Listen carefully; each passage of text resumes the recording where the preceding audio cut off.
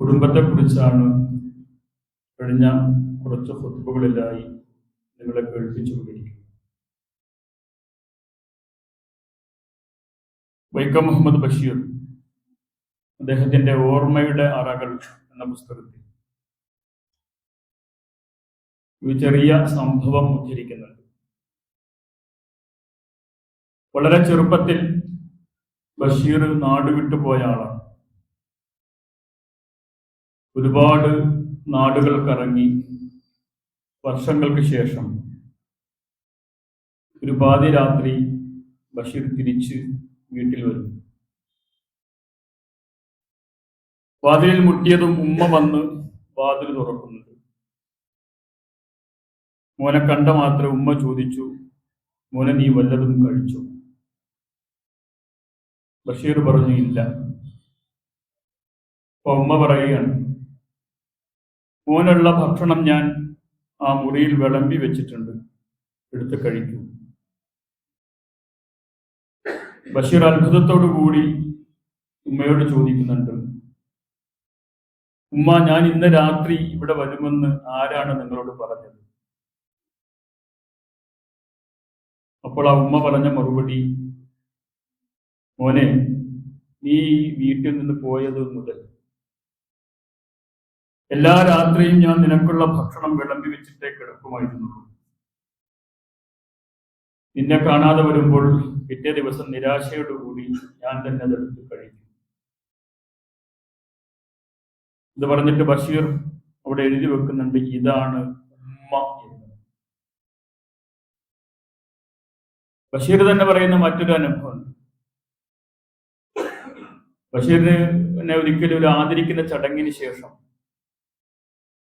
പത്രക്കാരെല്ലാം കൂടി ബഷീറിനെ ഇങ്ങനെ വളഞ്ഞു എന്നിട്ട് ചോദിക്കുന്നുണ്ട്, താങ്കളുടെ ജീവിതത്തിലെ ഏറ്റവും അവിസ്മരണീയമായ സംഭവം എന്താണ്? ഏതെങ്കിലും വലിയ പുരസ്കാരമോ അവാർഡോ ഒക്കെ കിട്ടിയ കാര്യം പറയും എന്ന് പ്രതീക്ഷിച്ചു നിൽക്കുന്ന പത്രക്കാരോട് ബഷീർ പറഞ്ഞത്,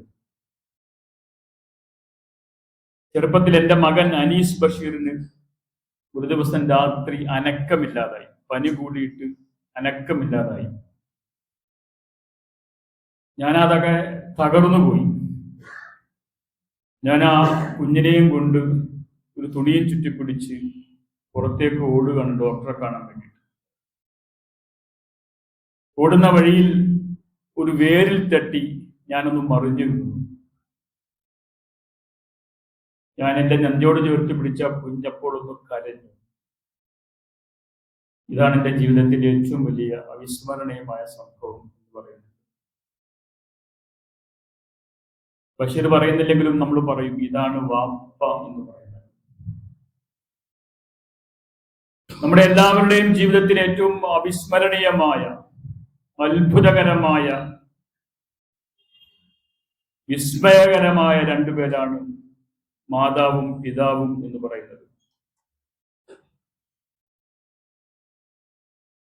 ഒരു പാലം മുറിച്ചു കിടക്കാണ് വാപ്പയും മകനും കൂടി. അപ്പോ വാപ്പ പറഞ്ഞു, മോനെ, നീ എൻ്റെ കയ്യിൽ മുറുകെ പിടിച്ചോളൂ. അപ്പൊ മോൻ പറഞ്ഞു, അത് വേണ്ട, വാപ്പ എൻ്റെ കയ്യിൽ മുറുകെ പിടിച്ചോളൂ, അത് മതി. അപ്പൊ വാപ്പ ചോദിച്ചു, അതിനെന്താ വ്യത്യാസം? രണ്ടും ഒന്ന് തന്നെയല്ലേ? അപ്പൊ മോൻ പറഞ്ഞു, അല്ല, ചിലപ്പോ എൻ്റെ കയ്യിലൊരു മുള്ളു കണ്ടാൽ ഞാൻ എൻ്റെ കയ്യിൽ നിന്ന് പിടിവിട്ടേക്കാം,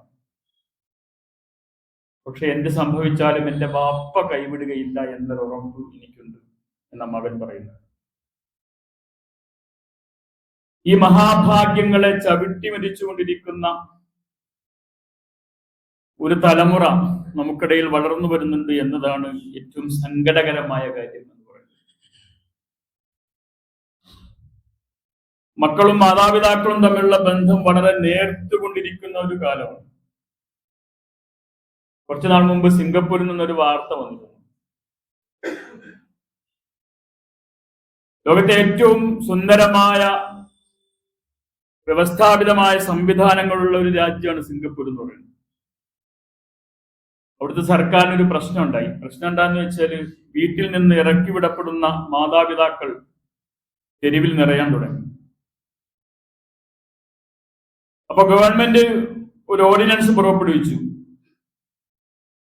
എല്ലാ മക്കളും നിർബന്ധമായും തങ്ങളുടെ വീട്ടിൽ ഒരു റൂം മാതാപിതാക്കൾക്ക് വേണ്ടി മാറ്റിവെക്കണം എന്നായിരുന്നു. പക്ഷെ മക്കൾ അത് വകവച്ചില്ല. അപ്പൊ ഗവൺമെന്റ് ഒന്ന് അയഞ്ഞു, ശരി വീട്ടിൽ താമസിപ്പിക്കേണ്ടതില്ല, മക്കൾ വീടിന്റെ ചുറ്റുവട്ടത്ത് എവിടെയെങ്കിലും ഒരു റൂം മാതാപിതാക്കൾക്ക് വേണ്ടി കണ്ടെത്തണമെന്ന് പറഞ്ഞു.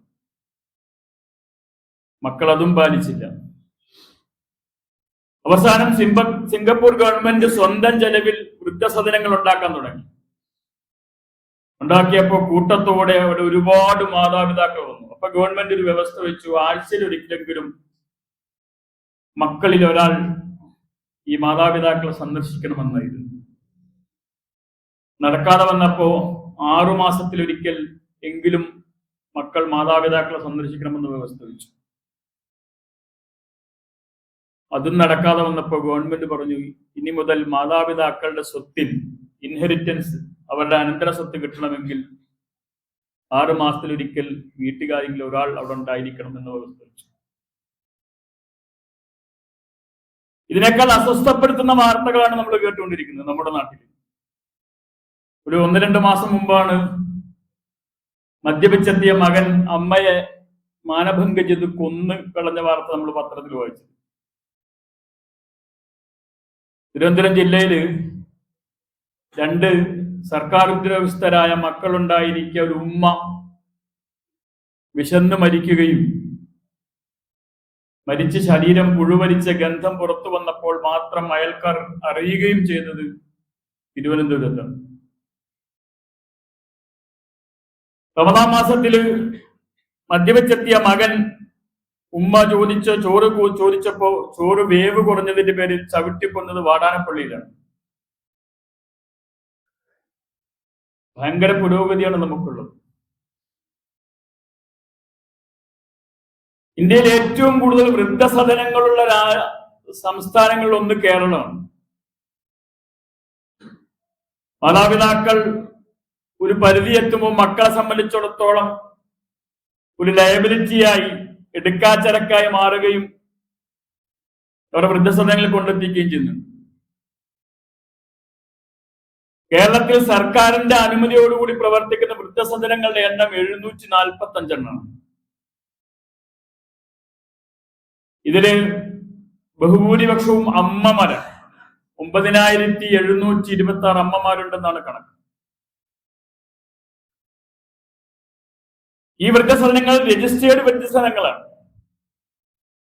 അതേസമയം കുറച്ച് പൈസയുള്ള മക്കൾ മാതാപിതാക്കൾക്ക് ചെറിയ ചില കാരണങ്ങളൊക്കെ അനുവദിച്ചു കൊടുക്കും. അവർക്ക് നല്ല സൗകര്യം കിട്ടുന്ന, പേരിന് വൃദ്ധസദനം എന്ന പേരില്ലാത്ത പേ ആൻഡ് സ്റ്റേ എന്ന് പറയുന്ന സംവിധാനങ്ങളിൽ കൊടുക്കുന്നുണ്ട്. അതിന്റെ എണ്ണം 100-ലധികം വരുമെന്നാണ് കണക്ക്. ഓർഫനേജ് കൺട്രോൾ ബോർഡിന്റെ ഔദ്യോഗികമായി അംഗീകാരമില്ലാതെ പ്രവർത്തിച്ചു കൊണ്ടിരിക്കുന്ന വൃദ്ധസദനങ്ങളുടെ എണ്ണങ്ങൾ അതിനേക്കാൾ കൂടും എന്നും പറയുന്നുണ്ട്. സംസ്ഥാനത്ത് ഏറ്റവും കൂടുതൽ വൃദ്ധസദനങ്ങളുള്ള ജില്ല എറണാകുളമാണ്. തൊട്ടടുത്ത് തൃശൂർ, 3ാമത്തേത് കോട്ടയമാണ്. ഈ മധ്യ കേരളത്തിലുള്ള വൃദ്ധസദനങ്ങളുടെ മാത്രം എണ്ണമെടുത്താൽ കേരളത്തിലെ മൊത്തം വൃദ്ധസദനങ്ങളുടെ പകുതിയിലധികം വരുമെന്നാണ് കണക്ക്. ഒരു ആശ്വസിക്കാനുള്ള വകുപ്പുണ്ട്. കേരളത്തിലെ ഏറ്റവും കുറഞ്ഞ വൃദ്ധസദനങ്ങളുള്ള ജില്ല മലപ്പുറം ജില്ലയാണ്. ഇതാണ് ആശ്വസിക്കാനുള്ള ഒരു കാര്യം എന്ന് പറയുന്നത്. മാതാപിതാക്കളിൽ നിന്ന് ഇനിയൊന്നും കിട്ടുകയില്ല എന്ന തോന്നലുണ്ടാകുമ്പോ, അവരുടെ കറവ വറ്റി എന്ന് ബോധ്യപ്പെടുമ്പോ ഉമ്മയും വാപ്പയും അധിക ബാധ്യതയായി മാറുകയാണ് ചെയ്യുന്നത്. സ്വന്തമായി വീടെടുത്തോ വല്ല ഫ്ലാറ്റിലേക്കൊക്കെ താമസം മാറുമ്പോ കൂട്ടത്തിൽ എടുക്കേണ്ടതില്ലാത്ത, ഡിസ്പോസ് ചെയ്യേണ്ടുന്ന ചരക്കുകളായിട്ട് മാതാപിതാക്കൾ മാറിക്കൊണ്ടിരിക്കുന്നത്. ശരിക്കും നിങ്ങളൊന്ന് ആലോചിച്ച് നോക്കിയേ. ഒരു സ്കൂളില് PTA മീറ്റിംഗ് നടക്കുകയാണ്. അപ്പൊ ഈ PTA മീറ്റിംഗിന് തൊട്ട് മുമ്പ് വിദ്യാർത്ഥികൾക്ക് ഒരു ക്ലാസ് എടുക്കുന്നുണ്ട്, ഒരു ട്രെയിനർ.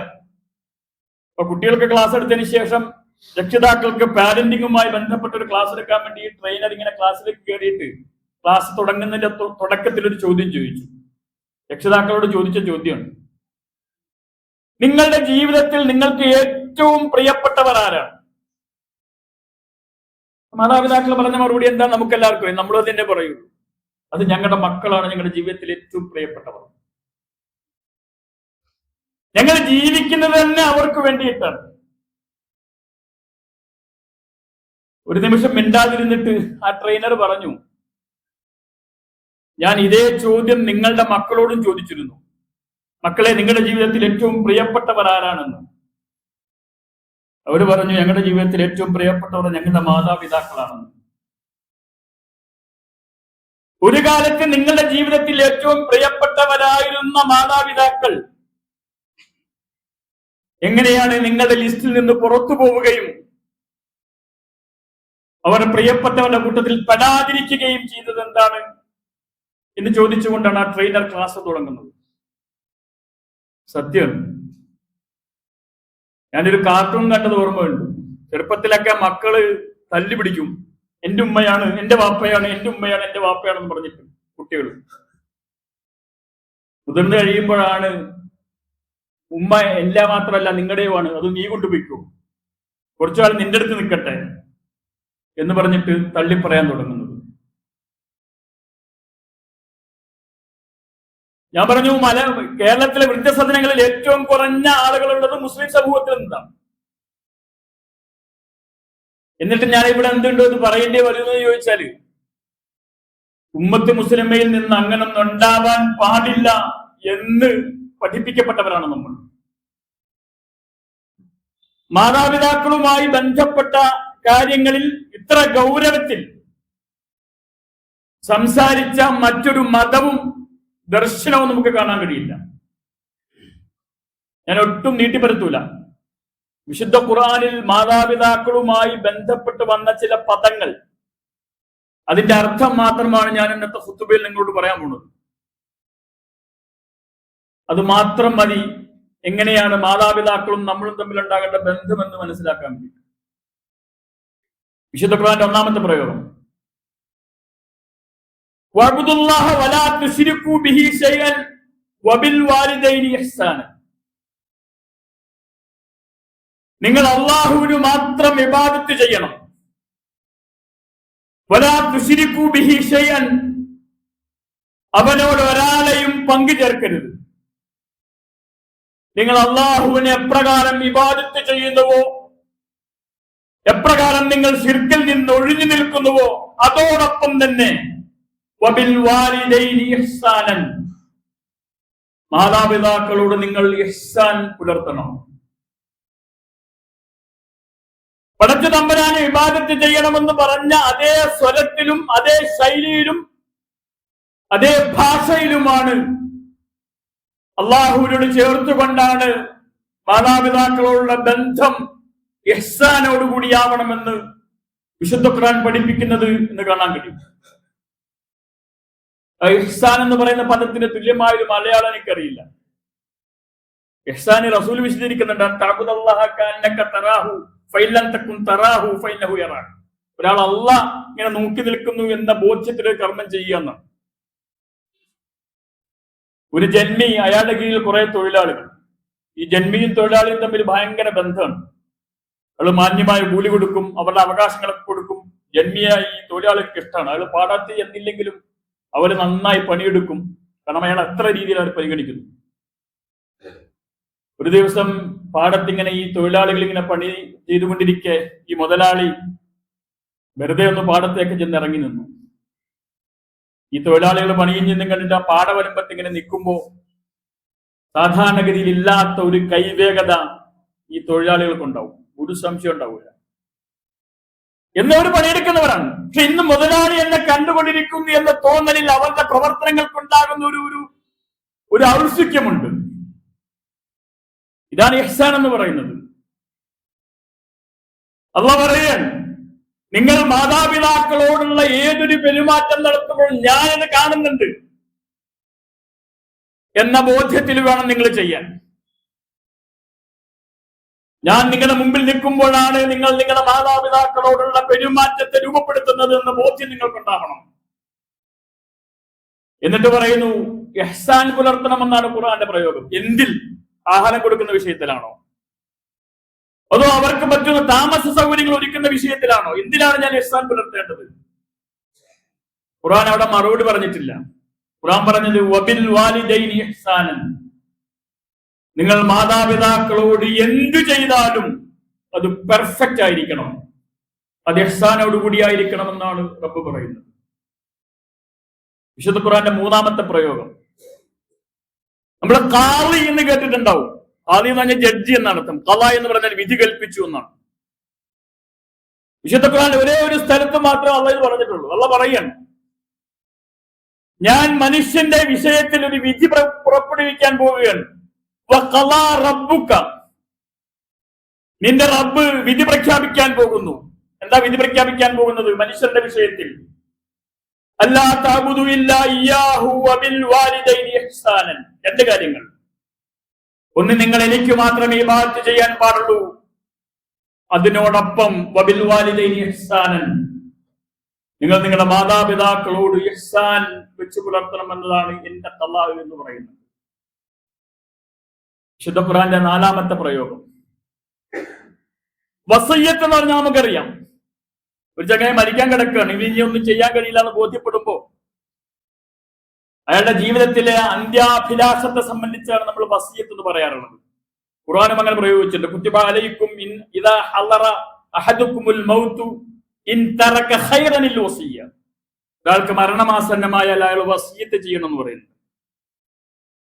ഒരാൾ വസിയ്യത്തിലേക്ക് വരിക അയാളുടെ ജീവിതത്തിൽ ഏറ്റവും ഒടുക്കത്തെ അടങ്ങാത്ത ഒടുക്കത്തെ ആഗ്രഹമാണ്.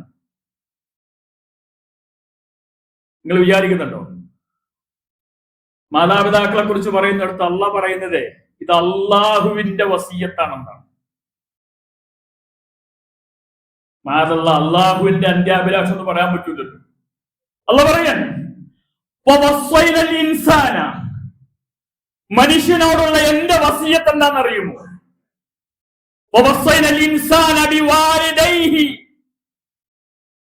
ഞാൻ മാതാമക്കളോട് വസിയ്യത്ത് ചെയ്യുന്നു. നിങ്ങൾ മാതാപിതാക്കളോട് നല്ല രീതിയിലായിരിക്കണം, ഇഹ്സാൻ ഉൾപ്പെടുത്തണമെന്ന് ഞാൻ വസിയ്യത്ത് ചെയ്യണമെന്ന് വസിയ്യത്ത് എന്ന് അള്ളാഹു പറയുന്നുണ്ട്. ഇതിനേക്കാൾ വലിയൊരു പ്രയോഗം വിശുദ്ധ ഖുർആൻ നടത്തേണ്ട ആവശ്യമില്ല. അള്ളാഹുവിന്റെ വസിയ്യത്തായിട്ടാണ് മാതാപിതാക്കളുടെ പെരുമാറ്റത്തെ റബ്ബ് നമുക്ക് വിശദീകരിച്ചിരുന്നത്. മാതാപിതാക്കളുമായി ബന്ധപ്പെട്ട വിഷയത്തിൽ വിശുദ്ധ ഖുർആന്റെ ഒരു പ്രത്യേകതയുണ്ട്. മാതാപിതാക്കളെ കുറിച്ച് പറയുമ്പോൾ അള്ളാഹു പറയാണ്, അവരെ വാർദ്ധക്യത്തിൽ നിങ്ങൾ പരിപാലിക്കണം. നമ്മൾ വിചാരിക്കും എന്തിനാ ഈ വൃദ്ധന്മാരായെ കുറിച്ച് പറയുന്നത്? എന്താ സമയത്ത് അറിയോ? വളരെ സിമ്പിളാണ്. ഇപ്പൊ നമ്മളുമായിട്ട് വലിയ പ്രായവ്യത്യാസമില്ലാത്ത നമ്മുടെ മക്കൾ, അവർക്ക് നമ്മളെ മനസ്സിലാക്കാനും കഴിയും, നമ്മളെ അറിയാനും കഴിയും. അപ്പൊ നമ്മളെ മനസ്സിലാക്കാൻ കഴിയുന്ന, നമ്മളുമായി വലിയ പ്രായവ്യത്യാസമില്ലാത്ത ആരോഗ്യമുള്ള മാതാപിതാക്കളുമായി ജീവിക്കുക എന്നതൊരു പ്രശ്നമല്ല. അതേസമയം ഈ മാതാപിതാക്കൾക്ക് വയസ്സായി, പ്രായമായി, അവർ രോഗികളായി കഴിഞ്ഞാൽ അവരെ പരിപാലിക്കുക എന്ന് പറയുന്നത് വളരെ പ്രധാനപ്പെട്ട ഒരു കാര്യമാണ്, വളരെ ശ്രമകരമായ ഒരു കാര്യമാണ്. അതുകൊണ്ടാണ് ഖുർആൻ പറയുന്നത്, ഇമ്മാ യബ്ലുഗന്ന ഇൻദകൽ കിബറ അഹദുഹുമാ ഔ കിലാഹുമാ, അവർ രണ്ടുപേരുമോ അവർ രണ്ടിലൊരാളോ വൃദ്ധരായ അവസ്ഥയിൽ നിങ്ങളുടെ കൂടെ വന്നാൽ, നിങ്ങളുടെ കൂടെ താമസിക്കുന്നുവെങ്കിൽ, ഇമ്മാ യബ്ലുഗന്ന ഇൻദകൽ കിബറ അഹദുഹുമാ ഔ കിലാഹുമാ, രണ്ടുപേരും അവരിൽ ആരെങ്കിലും ഒരാളോ വാർദ്ധക്യമുള്ള അവസ്ഥയിൽ നിങ്ങളെടുത്ത് വന്നാൽ എന്ത് ചെയ്യണമെന്ന് പറയുന്നുണ്ട്. ഈ ആളുകൾ വയസ്സായുള്ള പ്രശ്നമുണ്ട്. ആളുകൾ വയസ്സായ പ്രശ്നം വെച്ചാൽ ഇവര് പഴയ ഓർമ്മയിൽ ജീവിക്കും, നൊസ്റ്റാൾജിയയിൽ ജീവിക്കുന്ന ആളുകളാണ്. വീട്ടിൽ വരുമ്പോ ഭാര്യയ്ക്ക് പരാതിയാണ്, നിങ്ങളുടെ ഉമ്മാനെ കൊണ്ട് ഞാൻ തോറ്റു, എന്ത് ഞാൻ എന്ത് വെച്ചു കൊടുത്താലും മൂപ്പത്തിയാക്കത് തൃപ്തിപ്പെടില്ല, ഇതൊന്നും പഴയതുപോലെ ശരിയായിട്ടില്ല. നല്ല മുഴുത്ത മത്തി വാങ്ങിച്ചു കൊണ്ട് കൊടുത്താൽ പറയും, അയ്യോ ഇതാ മത്തിയൊക്കെ ഞങ്ങളുടെ പഴയ കാലത്ത്. എത്ര രുചികരമായി ഭക്ഷണം ഉണ്ടാക്കി വെച്ചാൽ അവർ പറയും, ഇതിങ്ങനെയാ വെക്കേണ്ടത്, ഇതൊക്കെ ഞങ്ങളുടെ കാലത്ത് ഇങ്ങനെ വലിയ വ്യത്യാസമൊന്നും ഉണ്ടായിട്ടുണ്ടാവില്ല, പക്ഷെ അങ്ങനെയേ അവർ പറയും. അതുകൊണ്ടാണ് ഖുർആൻ എടുത്തു പറയുന്നത്, മാതാപിതാക്കൾ വൃദ്ധരായാൽ കാരണം അവർക്ക് നമ്മുടെ തലമുറയുടെ പലതും പിടിക്കൂല. അരകളിൽ അരച്ച് ഉരലിൽ ഇടിച്ച് കല്ലിൽ തുണി കഴുകിയ ഒരു തലമുറ. നമ്മൾ വാഷിംഗ് മെഷീനും ഫ്രിഡ്ജും മിക്സിയും ഒക്കെ ഉപയോഗിക്കുമ്പോൾ അതൊന്നും രുചി പോരാത്തതാണ്, ശരിയാവാത്തതാണെന്ന് വിശ്വസിക്കുന്ന ഒരു തലമുറ. വരുമ്പോ കുട്ടികളുടെ മറുപടിയാണ്, ഈ വല്യാപ്പാനെയും വല്യമ്മാനെയും കൊണ്ട് തോറ്റു. എന്താ മോനെ? അനങ്ങാൻ സമ്മതിക്കൂല. അങ്ങോട്ട് പോയ കാൽ നീട്ടി വെക്കരുത്, കാല് മുറുകെ വെക്കരുത്, അങ്ങനെ കിടക്കരുത്, ഇങ്ങനെ കിടക്കരുത്, അവിടെ തുടരുത്, ഇവിടെ തുടരുത്, ഒരു അദബുമില്ല. ഞങ്ങളൊക്കെ മക്കളെ വളർത്തിയ ഭയങ്കര അദബിലാണ്. ഇത് ചെറിയ കുട്ടികളുടെ പരാതിയാണ്. റബ്ബ് പറഞ്ഞത് അത് പറയും. അത് പറയുന്നതോടുകൂടി അവരെ നിങ്ങൾക്ക് പോറ്റാൻ കഴിയണം.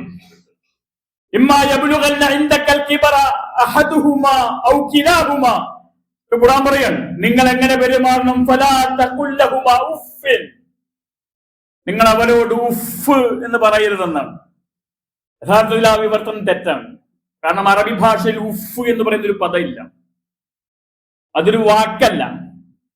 നമുക്ക് വെറുപ്പുള്ള, നീരസമുള്ള, ഇഷ്ടപ്പെടാത്തൊരു സംഗതി കാണുമ്പോൾ നമ്മുടെ മുഖത്ത് അറിയാതെ വന്നു പോകുന്ന ഒരു പക്ഷെ എന്ന് പറയുന്ന ഈ സൗണ്ട് ഉണ്ടല്ലോ,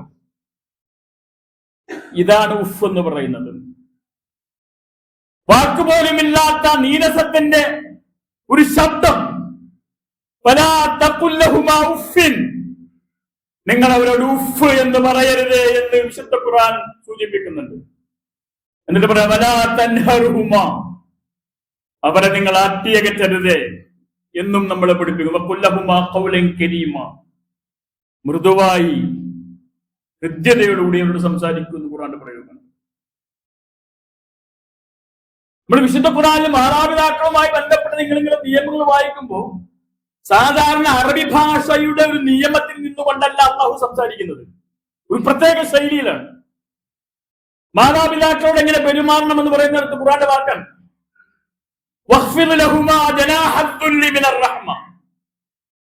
നിങ്ങൾ ചിറക് വിരിക്കൂ. അറബി ഭാഷയിൽ മനുഷ്യനോട് ചേർത്ത് പറയുന്ന പദമല്ല ഖഫല എന്ന് പറയുന്നത്.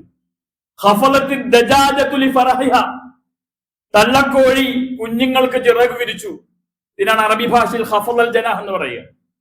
തള്ളക്കോഴിയും കോഴിക്കുഞ്ഞുങ്ങളും ഇങ്ങനെ നടന്നുകൊണ്ടിരിക്കുമ്പോ ഒരു പരുന്ത് റാഞ്ചാൻ വന്നു. പരുന്ത് റാഞ്ചാൻ വരുമ്പോ തള്ളക്കോഴി മെല്ലെ ചിറകൊന്ന് അടിച്ചിട്ട് ഒരു സൗണ്ട് ഉണ്ടാക്കും. ഉടനെ ഈ കോഴിക്കുഞ്ഞുങ്ങളെല്ലാം കൂടി ഓടി വന്നിട്ട് ഈ അമ്മയുടെ ചിറകിനടിയിൽ ഇങ്ങനെ പതുങ്ങിയിരിക്കും. ആ പതുങ്ങിയിരിക്കുന്ന വേളയിൽ ആ കോഴിക്കുഞ്ഞ് അനുഭവിക്കുന്ന ഒരു സ്വാസ്ഥ്യമുണ്ട്.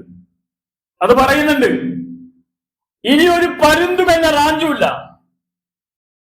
എന്റെ അമ്മയുടെ ചൂടിനടിയിൽ ഞാൻ അനുഭവിക്കുന്ന മാനസികമായ ശാന്തിയുടെ, സ്വസ്ഥതയുടെ, ഇതെനിക്ക് പറഞ്ഞറിയിക്കാൻ വാക്കുകളില്ലാത്തതാണ്. ഒരാളും ഞങ്ങളെ ഇനി തൊടുകയില്ല. അല്ലാഹു സുബ്ഹാനഹു വ തആല മാതാപിതാക്കളുടെ പെരുമാറാൻ വേണ്ടി പറഞ്ഞപ്പോ മറ്റൊരു പദവും പ്രയോഗിക്കാതെ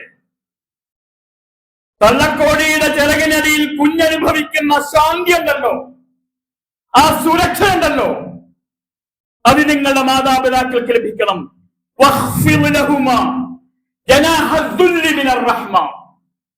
നിങ്ങൾ അവർക്ക് കാരുണ്യത്തിന്റെ ചിറകുകൾ വിരിച്ചു കൊടുക്കണം എന്ന് പഠിപ്പിക്കുന്നുണ്ട്. മക്കളുടെ ചിറകിനടിയിൽ മാതാപിതാക്കൾ കഴിയുമ്പോൾ ഒരാളുടെയും കറുത്ത മുഖം കാണാത്ത, ഒരാളുടെയും ആട്ടും തൂക്കും മേക്കേണ്ടി വരാത്ത, ഒരു കുഞ്ഞിന്റെയും ചീത്തവിളി കേൾക്കേണ്ടി വരാത്ത ശാന്തിയുടെ, സ്വസ്ഥതയുടെ അനുഭവം അവർക്കുണ്ടാകണം. ഇതാ ഖുർആൻ ഖഫദൽ ജനാഹ് എന്ന് പറഞ്ഞത്. അടുത്ത വാക്ക് നിങ്ങൾ ആലോചിച്ചു, ജനാഹദ്ദുൽ, നിങ്ങൾ ചിറക് വിരിക്കണം എന്നൊരു പ്രയോഗമുണ്ട്. അത് തള്ളക്കോഴി ചിറക് മാത്രമല്ല. നമ്മൾ പല ആളുകളും ചിലപ്പോഴെങ്കിലും തെറ്റിദ്ധരിക്കാറുണ്ട്.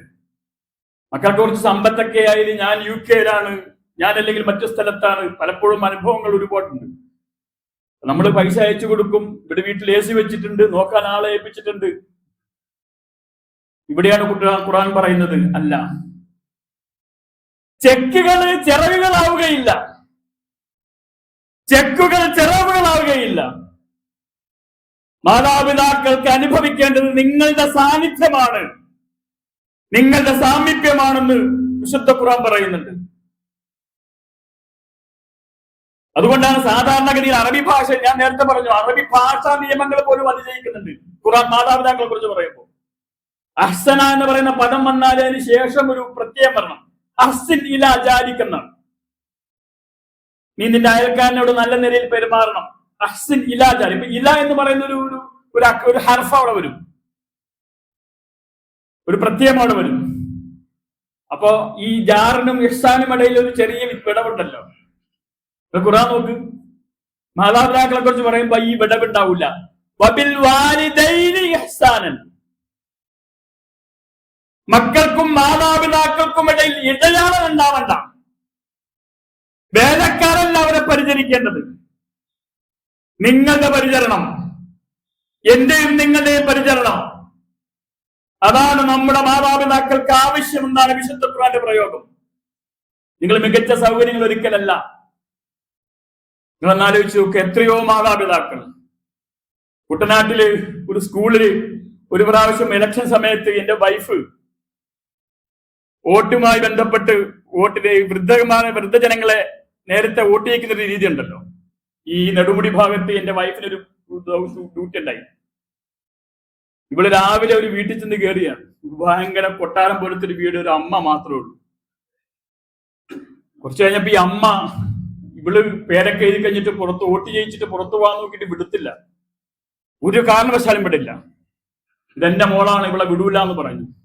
അങ്ങനെ കൂടെ വന്ന അധ്യാപകർ പറഞ്ഞു, തൽക്കാലം നീ നിൽക്കുന്നു. രാത്രി 7 മണിക്ക് ഞാൻ ചെന്നാണ് ആ സ്ത്രീ, ഈ മോളെ, എന്റെ വൈഫിനെ വിളിച്ചോണ്ട് വരേണ്ടി വന്നത്. ആ അമ്മക്ക് മോളെ കിട്ടിയിട്ടില്ല. അവിടെ ആസ്ട്രേലിയയിലോ ജർമ്മനിയിലോ എവിടെയാണ്. അതാ ഖുർആൻ പറഞ്ഞത്. നിന്റെ മാതാവ് നിന്നെ ഉമ്മ വെക്കണമെന്ന് ആഗ്രഹിക്കുന്നുണ്ട്. പ്രിയപ്പെട്ട മക്കളെ, നിങ്ങളുടെ കൈകൾ കൊണ്ടൊരു തലോടൽ നിന്റെ ഉമ്മയും ഉപ്പയും ആഗ്രഹിക്കുന്നുണ്ട്. അവർ കിടക്കുന്ന ആ കട്ടിലിനടിയിൽ, അതിന്റെ ചാരത്ത് അവരോട് ചേർന്നൊന്ന് നിങ്ങൾ ഇരിക്കണമെന്ന്, നമ്മളൊന്ന് ഇരുന്നു കൊടുക്കണമെന്ന് അവർ ആഗ്രഹിക്കുന്നുണ്ട്. വബിൽ വാലിദൈനി ഇഹ്സാനൻ. അതിനിടയിൽ ഒരു വ്യത്യാസവും ഉണ്ടാവരുത് എന്ന് വിശുദ്ധ ഖുർആന്റെ ഒരു പ്രയോഗം. എങ്ങനെ ഇരിക്കണം? ജനാഹദ്ദുൽ. അടുത്ത വാക്കാണ്. ഓരോ വാക്കും ഇങ്ങനെയാ ഖുർആൻ പ്രയോഗിച്ചിട്ടുള്ളത്. നാഖത്തുൻ ദലൂൽ എന്ന് പറയും. താന് കിടന്നു കൊടുക്കുന്ന ഒട്ടകന്നാണ്. ഒരു പ്രശ്നമില്ലാതെ ഏതൊരു കുട്ടിക്കും ഓടിച്ചാടി കയറാൻ പറ്റുന്ന തരത്തിൽ വീണു കൊടുക്കുന്ന ഒട്ടകത്തിനെയാണ് ദലൂൽ എന്ന് പറയുക. അങ്ങനത്തെ ഒട്ട അപൂർവം ഉണ്ടാവുള്ളൂ. മാതാപിതാക്കളെ കുറിച്ച് ഖുർആൻ പറയാണ്, നീ നിന്റെ മാതാപിതാക്കളുടെ മുന്നിൽ താണു വീണ് കിടന്നു കൊടുക്കണം. ഏതൊരു ചെറിയ കുട്ടിക്കും ഓടിക്കയറാൻ പറ്റുന്ന തരത്തിൽ വീണ് കിടക്കുന്ന ഒട്ടകത്തെ പോലെ. നിനക്ക് തോന്നലുണ്ടാവും, പാപ്പ സ്കൂളിലേ പോയിട്ടില്ല, ഉമ്മ 2ാം ക്ലാസ്സും ഗുസ്തിയും, ഞാൻ MA-യും MPhil-ഉം PG-യും PhD-യും PDF-ഉം. അല്ല, അതൊന്നുമല്ല നീ. അവരുടെ മുന്നിൽ നീ ഇപ്പോഴും ആ ചെറിയ മകനായി, കുഞ്ഞായി നീ വീണു കൊടുക്കണം എന്നാണ് വിശുദ്ധ ഖുർആന്റെ പ്രയോഗം. ഇതൊക്കെ പറഞ്ഞിട്ട് ഖുർആൻ പറയാണ്, വഖുൽ റബ്ബിർഹംഹുമാ കമാ റബ്ബയാനി സഗീറ. ഒറ്റയായിട്ടാണ് ഈ പറഞ്ഞുകൊണ്ടിരിക്കുന്നത്. റബ്ബിർഹംഹുമാ കമാ റബ്ബയാനി സഗീറ. എല്ലാവർക്കും അർത്ഥം അറിയാം. ചെറുപ്പത്തിൽ എന്നെ പോറ്റി വളർത്തിയതുപോലെ എന്റെ മാതാപിതാക്കൾക്ക് നീ കരുണ ചെയ്യണമേ. ഖുർആൻ ഒരു പ്രാർത്ഥനയ്ക്കും ഇങ്ങനെ ഒരു കണ്ടീഷൻ ഇല്ല. ശ്രദ്ധിച്ചിട്ടുണ്ടെങ്കിൽ മാതാപിതാക്കൾക്ക് വേണ്ടി പ്രാർത്ഥിക്കുക എന്ന് പറയുമ്പോ ആ കൂട്ടത്തിൽ അള്ളാഹു ചെറിയൊരു വാക്ക്, ചെറുപ്പത്തിൽ എന്നെ പോറ്റി വളർത്തിയതെന്ന്. ഇതിന് അങ്ങനെ ഒരു വാക്ക്. നമ്മൾ നമ്മുടെ ഉമ്മക്ക് വേണ്ടി പ്രാർത്ഥിക്കുമ്പോ, വാപ്പക്ക് വേണ്ടി പ്രാർത്ഥിക്കുമ്പോ എന്റെ ചെറുപ്പം എങ്ങനെയായിരുന്നു എന്ന് ഓരോ മകനും ഓർത്തിട്ട് വേണം പ്രാർത്ഥിക്കാൻ. നമ്മളൊക്കെ വിചാരിക്കുന്നത് മാതാപിതാക്കളെ മക്കളെ സേവിക്കാൻ തുടങ്ങുന്നത് അപ്പോഴാ, അവര് മുതിരുമ്പോഴാ. അല്ല, പ്രഗ്നൻസി ടെസ്റ്റ് കഴിഞ്ഞ് കുട്ടി ഉമ്മ പ്രഗ്നന്റ് ആണെന്ന് അറിയുമ്പോൾ തുടങ്ങും. അല്ല, അതിനുവേണ്ടി അവർ ശ്രമിക്കുമ്പോൾ തുടങ്ങും. വാപ്പയും ഉമ്മയും കാത്തിരിപ്പാണ്. ആ വയറിൽ നിന്ന് തലവെച്ചിട്ട് കുഞ്ഞ് അനങ്ങുന്നുണ്ടോ? കുഞ്ഞിപ്പനെ ചവിട്ടി എന്ന് മാതാവ് പറയുന്ന ആ നിമിഷം മുതൽ മാതാവും പിതാവും മക്കളെ സ്നേഹിച്ചുകൊണ്ടിരിക്കുകയാണ്. എന്നിട്ട് ഇവനെന്താ കൊടുത്തത്? ഇവനെന്താ തിരിച്ചു കൊടുത്തത്? ആ സമയത്ത് ഈ മക്കൾ, ഞാനും നിങ്ങളൊക്കെ എന്താ തിരിച്ചു കൊടുത്തത്? നമ്മുടെ വയറ്റിലിട്ട് തൊഴിക്കും അല്ലേ? വെറുതെ സങ്കല്പിച്ചു വെക്കൂ. ഒരു ദിവസം ഒരു ചെറിയ കഷ്ണം കല്ലെടുത്തിട്ട് വയറിൽ കെട്ടി വെക്കുക. രണ്ടാമത്തെ ദിവസം ആ കല്ലിന്റെ കുറച്ച് ഭാരം കൂട്ടുക. മൂന്നാമത്തെ ദിവസം വയറ്റിൽ നിന്ന് ആ കല്ലിന്റെ വെയിറ്റ് ഇങ്ങനെ കൂട്ടിക്കൊണ്ടിരിക്കുക. ഭയങ്കര അസ്വസ്ഥതയാവും. നമ്മുടെ സോക്സിനിടയിൽ ചെറിയൊരു കല്ല് കുടിക്കാനുള്ള അസ്വസ്ഥത ഒന്ന് ആലോചിച്ചു. ഇത് ഓരോ ദിവസം തോറും ഈ കല്ലിന്റെ വെയിറ്റ് കൂട്ടി നമ്മൾ 9 മാസവും 10 ദിവസവും ആകുമ്പോൾ ഒരു 2.5 കിലോ 3 കിലോ ഉള്ള ഒരു കല്ല് വയറ്റി വെച്ച് കിട്ടി കിടക്കുന്ന നമുക്ക് നടക്കാൻ പറ്റും? അത് നടക്കും. ഉമ്മ നടക്കും. ഉമ്മയുടെ മക്കൾക്ക് വേണ്ടി അങ്ങനെ സഹിക്കും. സാധാരണഗതിയിൽ മനുഷ്യ ശരീരത്തിന്റെ വേദന അളക്കാൻ വേണ്ടിയിട്ടുള്ള ഒരു മാപിനിയുണ്ട്. ഡോൾ എന്നാ പറയുക. ചില ആളുകൾ ഡെല്ലെന്ന് പറയുന്നത്, ഡെല്ലെന്നല്ല ശരിക്കും ഡോൾ എന്നാ പറയുന്നത്. അത് മാക്സിമം ഡോൾ എന്ന് പറയുന്നത് ഒരു ശരീരത്തിന് താങ്ങാൻ പറ്റുന്ന മാക്സിമം വേദന എന്ന് പറയുന്നത് 10 ആണ്. അതേസമയം ഒരു ഉമ്മ പ്രസവിക്കുമ്പോ കുഞ്ഞിന്റെ തല പുറത്തേക്ക് വരുന്ന സമയത്ത് അതിന്റെ പരിധി എന്ന് പറയുന്നത് 10.5 ഡോൾ എന്നാണ് പറയാ. 10.5 ആണ്. മനുഷ്യന് സാധ്യമല്ലെന്ന് ആ വേദന സഹിക്കാൻ. അത് സഹിച്ചിട്ടാണ് ഈ കുഞ്ഞുങ്ങോട്ട് പുറത്തു വരുന്നത്. ആ കുഞ്ഞു വന്നാൽ തീരുവോ? ഇല്ല, തീരൂല. അവന് ഉറങ്ങാൻ പറ്റൂല. അവന്റെ ഉറക്ക സമയത്തിനനുസരിച്ച് നമ്മൾ ഉറക്ക സമയം ക്രമീകരിക്കും. എത്ര തീനിച്ചു വന്ന് ഉറങ്ങുന്ന വാപ്പയാണെങ്കിലും കൊച്ചിന്റെ കരച്ചിൽ കേൾക്കുമ്പോ ഉമ്മ എഴുന്നേക്കും, വാപ്പ എഴുന്നേക്കും. പിന്നെ അവനെ നാട്ടി ഉറക്കി അല്ലെങ്കിൽ അവളെ നാട്ടി ഉറക്കിയിട്ട് ഉമ്മക്ക് എഴുതാക്കാൻ പറ്റും. അതിങ്ങനെ ലോകത്തിലെ എല്ലാ ജീവിവർഗവും അതിന്റെ മക്കൾ കുറഞ്ഞ സമയം കൊണ്ട് സ്വയം പര്യാപ്തരാവും. കുറഞ്ഞ സമയം മതി ഒരു കോഴിക്കുഞ്ഞിന് സ്വന്തം കാലിൽ നടക്കാൻ, ഒരു പശുക്കുഞ്ഞിന് സ്വന്തം നടക്കാൻ, ഒരു കിടാവിന് സ്വന്തം നടക്കാൻ കുറഞ്ഞ സമയം മതി. നിങ്ങൾ ആലോചിച്ചു, നമ്മുടെ മക്കൾ സ്വയം പര്യാപ്തരാണ്. ഏറ്റവും ചുരുങ്ങിയത് 20 വർഷമെങ്കിലും എടുക്കും സ്വന്തം കാലിൽ നിൽക്കാൻ. ഈ 20 വർഷവും തിരിച്ചൊന്നും കിട്ടുകയില്ല എന്ന 100% ബോധ്യത്തോടു കൂടിയാണ് ഈ മക്കളെ മാതാപിതാക്കൾ വളർത്തുന്നത്. എന്താ തിരിച്ചു കൊടുത്തിട്ടുള്ളത്? ഇവന്റെ പല്ല് മുളച്ചു കഴിയുമ്പോഴേ, ഇവൻ അമ്മിഞ്ഞ കുടിക്കുന്ന സമയത്ത് ഒരു കടിയുണ്ട്, ഉമ്മമാരുടെ ജീവൻ പോകും. എന്നാലും ആ കൈയൊന്ന് തലോടും. ആ വേദന അവർ മറച്ചു വെക്കും. അതാണ് മാതാപിതാക്കൾ എന്ന് പറയുന്നത്. അല്ലാഹ് പറയാൻ, നീ ഉമ്മക്കും വാപ്പക്കും വേണ്ടി പ്രാർത്ഥിച്ചോളൂ. പക്ഷെ നിന്റെ പ്രാർത്ഥനയിൽ റബ്ബിർഹംഹുമാ കമാ റബ്ബയാനി സഗീറ, ചെറുപ്പത്തിൽ ഞാനൊന്നും തിരിച്ചു കൊടുക്കാൻ പറ്റാത്ത സന്ദർഭത്തിൽ എന്നെ അവരെങ്ങനെയാണ് പോറ്റി വളർത്തിയതെന്ന ഓർമ്മ നിനക്കുണ്ടാവണം എന്ന് പറഞ്ഞുകൊണ്ടാണ് വിശുദ്ധ ഖുർആൻ ആ വർത്തമാനത്തോട് പറയുന്നത്. ഇത് ഖുർആൻ നമ്മോട് ആവശ്യപ്പെടുന്ന ഏറ്റവും മിനിമമായ പെരുമാറ്റമാണ്. അല്ലാഹുവിന്റെ റസൂൽ പറയുന്നുണ്ട്, മൻ അദറക അബവൈഹി. റസൂൽ ഒരിക്കൽ മിമ്പറിൽ കയറാൻ നേരത്തെ ഇങ്ങനെ ആമീൻ പറയുന്നുണ്ട്. ആമീൻ പറയുന്നത് കേട്ടിട്ട് സഹാബികൾ ചോദിക്കുന്നത്, ലിമ അമ്മൻത യാ റസൂലല്ലാഹ്, എന്താ റസൂൽ ആമീൻ പറഞ്ഞു? അപ്പൊ പറയാണ്, ഞാനിങ്ങനെ മിമ്പറിൽ കയറുന്ന സമയത്ത് എന്റെ പരിസരത്ത് വന്നിട്ട് ജിബ്രീൽ ഒരു ദുആ നടത്തി. എനിക്കതിന് ആമീൻ പറയാതിരിക്കാൻ കഴിഞ്ഞില്ല. ഞാൻ പ്രാർത്ഥിച്ചു, നശിച്ചു പോകട്ടെ ഒരുത്തൻ. അതാണ് പ്രാർത്ഥന. ഒരുത്തൻ നശിച്ചു പോകട്ടെ. 3 പ്രാവശ്യം പറഞ്ഞു ജിബ്രീൽ. ആരാണെന്ന് ജിബ്രീൽ എന്ന് പറയുന്നുണ്ട്. മൻ അദറക അബവൈഹി, വൃദ്ധരായ മാതാപിതാക്കളിൽ 2 പേരെയുമോ അവരിൽ ഒരാളെയോ പരിചരിക്കാനുള്ള അവസരം വന്നു കിട്ടിയിട്ട് അതുവഴി സ്വർഗം നേടിയെടുക്കാത്തവനെ അള്ളാഹു നശിപ്പിച്ചു കളയട്ടെ എന്ന് ജിബ്രീൽ പ്രാർത്ഥിച്ചു. അമ്മൻതു ലഹു, ആ പ്രാർത്ഥനയ്ക്ക് ഞാൻ ആമീൻ പറഞ്ഞു എന്ന് റസൂലുള്ളാഹി സ്വല്ലല്ലാഹു അലൈഹി വസല്ലം പറയുന്നുണ്ട്. അപ്പൊ മാതാപിതാക്കൾ എന്ന് പറയുന്നത് നമ്മുടെ സ്വർഗം തന്നെയാണ്, ഒരു സംശയവും വേണ്ട. അതില്ലെങ്കിൽ നമുക്ക് സ്വർഗം നേടിയെടുക്കാനും കഴിയില്ല. റസൂലിന്റെ കൂടെ ഉണ്ടായിരുന്ന സഹാബിയാണല്ലോ അൽഖമ, ഏറ്റവും ഭക്തനായ സഹാബി. അൽഖമ മരിക്കാൻ നടക്കുന്ന സമയത്ത് അദ്ദേഹത്തിന് ഷഹാദത്ത് കലിമ ചൊല്ലാൻ പറ്റാതെ വന്നിട്ട് കൂട്ടുകാരെല്ലാം റസൂൽ എടുത്ത് പറയുന്നുണ്ട്, റസൂലെ അൽഖമക്ക് ഞങ്ങൾ ഷഹാദത്ത് കലിമ ചൊല്ലിയിട്ട് പറഞ്ഞു കൊടുത്തിട്ടും ഏക്ക് പറയാൻ പറ്റുന്നില്ലല്ലോ.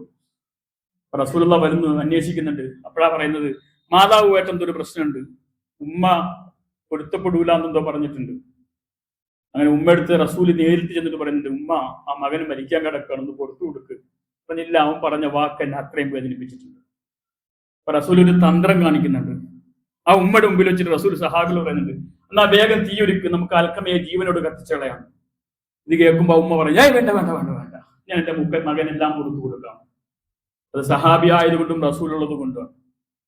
നമ്മുടെ മാതാപിതാക്കളുടെ നമ്മുടെ പെരുമാറ്റം നമ്മുടെ സ്വർഗത്തെ നഷ്ടപ്പെടുത്തും. അത് സ്വർഗത്തെ നേടിത്തരികയും ചെയ്യുന്ന ഓർമ്മ ഉണ്ടാകണം. അല്ലാഹു സുബ്ഹാനഹു വ തആല അനുഗ്രഹിക്കുന്നു.